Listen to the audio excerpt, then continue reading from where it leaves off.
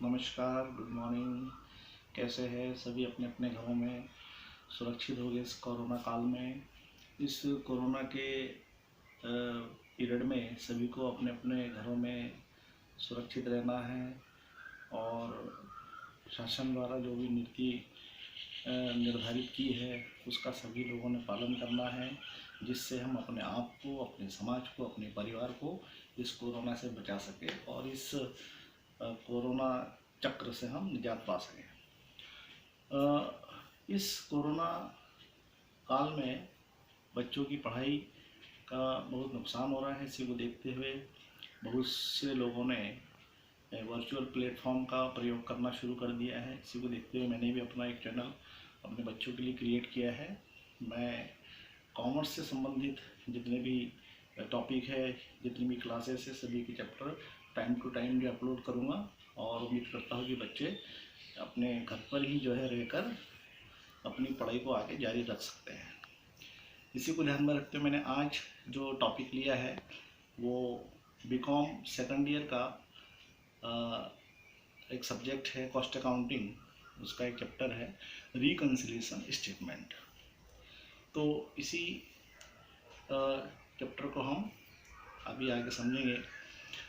Reconciliation statement का मतलब होता है समाधान पत्र। समाधान शब्द तो हमने सुना है। समाधान की जरूरत कब होती है? जब कोई समस्या, जब कोई प्रॉब्लम खड़ी होती है। तो कॉस्ट अकाउंट में ऐसी कौन सी समस्या है कि जिसके कारण हमको उसका समाधान या रिकन्साइल करने की जरूरत पड़ रही है? तो कॉस्ट अकाउंट में जो समस्या खड़ी हो रही है वो समस्या है कि कॉस्ट अकाउंट के में जो हम प्रॉफिट, जो लाभ जो गणना करते हैं, जो प्रॉफिट हम कैलकुलेट करते हैं थ्रू द कॉस्ट शीट, वो प्रॉफिट जो हम फिनेंशियल अकाउंटिंग या फिनेंशियल स्टेटमेंट से जो प्रॉफिट निकल कर आता है, उस प्रॉफिट से कॉस्ट अकाउंट का प्रॉफिट आपस में मैच नहीं होगा। मतलब कॉस्ट अकाउंट का प्रॉफिट अगर 1 लाख है तो फिनेंशियल अकाउंट का प्रॉफिट या वित्तीय लेखों का प्रॉफिट भी 1 लाख होगा। ये संभव नहीं है। मतलब दोनों प्रॉफिट अलग अलग होते हैं। तो ये समस्या है।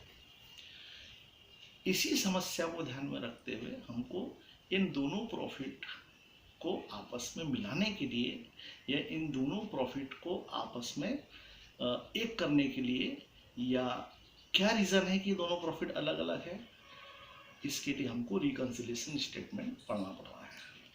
रिकन्सिलिएशन स्टेटमेंट की जरूरत इसलिए है, ये दोनों आपस में जो प्रॉफिट है एक नहीं है। इनको क्यों एक नहीं है, इसकी रीज़न पता करना है और उनको आपस में मिलाना है। इसी को हम बोलेंगे रिकन्सिलिएशन। तो प्रॉफिट कॉस्ट अकाउंटिंग का और वित्तीय लेखों का आपस में क्यों मैच नहीं हो रहा है? सबसे पहला जो क्वेश्चन है ये उभर कर आता है कि फिनेंशियल अकाउंटिंग और कॉस्ट अकाउंटिंग का प्रॉफिट आपस में मैच या अलग अलग क्यों है? इसके क्या रीज़न है? ये बहुत सी बार एग्जाम में, परीक्षा में प्रश्न पूछा गया है कि दोनों के लाभों में अंतर के क्या कारण है। What is the difference between cost accounting profit and financial profit? तो सबसे पहला रीज़न है एक्सपेंडिचर। जहाँ हम बात करते हैं कॉस्ट अकाउंटिंग की, तो कॉस्ट अकाउंटिंग में जो एक्सपेंडिचर नोट किए जाते हैं कॉस्ट अकाउंटिंग में, कई बार वो काल्पनिक होते हैं, कई बार वो एस्टिमेटेड होते हैं, प्रतिशत के आधार पर जोड़े जाते हैं। For example, at the time of preparation of cost sheet हमने देखा है कि office expenditure 25% on factory cost, यानी कि कारखाना लागत का 25% जो है कार्यालय व्यय लागत लेखों में लिखा जाए। तो ये एक अनुमानित है। जबकि वित्तीय लेखों में जो खर्चे लिखे जाते हैं वो वास्तव में जो खर्च हुए हैं, वास्तव में जो हमने पेड किए हैं, जो हमने चुकाया है, वही खर्चे वित्तीय लेखों में लिखे जाते हैं। तो जब वित्तीय लेखों में वास्तविक खर्चे आप लिखोगे और लागत लेखों में आप अनुमानित खर्चे लिखोगे तो दोनों खर्चे अलग अलग होंगे। अगर ये 25,000 है तो वो हो सकता है कि वो 20,000 हो सकता है कि वो 30,000 हो। दोनों खर्चे आपस में एक नहीं होंगे। जब आप दोनों जगह जब खर्चे अलग अलग लिखोगे तो दोनों जगह के प्रॉफिट एक तो हो ही नहीं सकते। तो कॉस्ट अकाउंट का प्रॉफिट कुछ अलग आएगा और फाइनेंशियल अकाउंट का प्रॉफिट कुछ अलग आएगा। दूसरा रीज़न है स्टॉक के वैल्यूएशन की।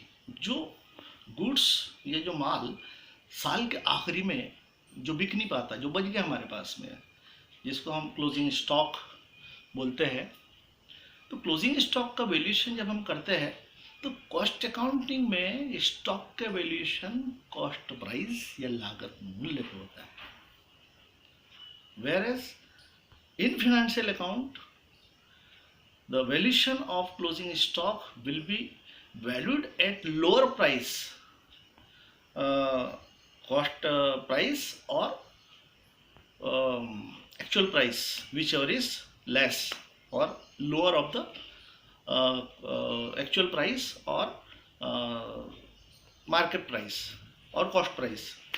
दोनों में जो कम होगा, मतलब लागत मूल्य और बाजार मूल्य दोनों में जो कम होगा उस पर स्टॉक का मूल्यांकन वित्तीय लेखों में किया जाता है, जबकि लागत लेखों में स्टॉक का मूल्यांकन सिर्फ लागत मूल्य पे किया जाता है।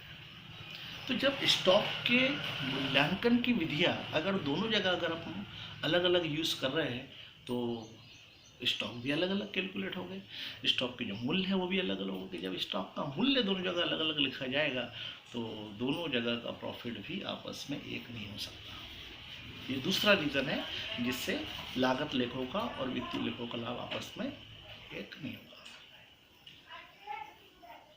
तीसरा जो रीज़न है इसमें कि कुछ एक्सपेंडिचर, कुछ खर्चे ऐसे होते हैं जो वित्तीय लेखों में ही लिखे जाते, सिर्फ वित्तीय लेखों में, जैसे प्रिलिमिनरी एक्सपेंसेस, प्रारंभिक व्यय, गुडविल रिटर्न ऑफ, बहुत सारे प्रोविज़न फॉर बैड डेफ्ट, प्रोविज़न फॉर टैक्सेशन, करारोपण के लिए आयोजन, ऐसे बहुत सारे एक्सपेंडिचर है जो सिर्फ फिनेंशियल स्टेटमेंट में यानी कि वित्तीय लेखों में लिखे जाते हैं, जबकि ये एक्सपेंडिचर लागत लेखों में लिखे ही नहीं जाते। तो एक वो खर्चा है जो एक जगह तो लिखा जा रहा है, दूसरी जगह हम उसको नोट ही नहीं कर रहे, तो दोनों जगह का प्रॉफिट संभव है कि अलग अलग ही हो गया। तो ऐसे भी और भी बहुत सारे रीज़न है। हम यहाँ पर जो प्रैक्टिकल पे ज़्यादा ध्यान देंगे, थ्योरी पर थोड़ा कम ध्यान देंगे, क्योंकि मेन प्रॉब्लम आती है बच्चों को प्रैक्टिकल में, इसके जो सम्स है, जो न्यूमेरिकल्स है, उसको हल करने में। वास्तव में देखा जाए तो इससे इजी और इससे सरल कोई भी चैप्टर है नहीं, तो बहुत ही बढ़िया चैप्टर है। आज के लिए हम इतना ही रखते हैं। आगे इसके जो न्यूमेरिकल्स हैं, जो इसके क्वेश्चंस हैं, गणितीय क्वेश्चन जो है, हम इसको अगले लेक्चर में जो है देखेंगे। आज के लिए इतना ही। सभी लोग अपने अपने घरों में रहें, सुरक्षित रहें। धन्यवाद, नमस्ते, जय हिंद।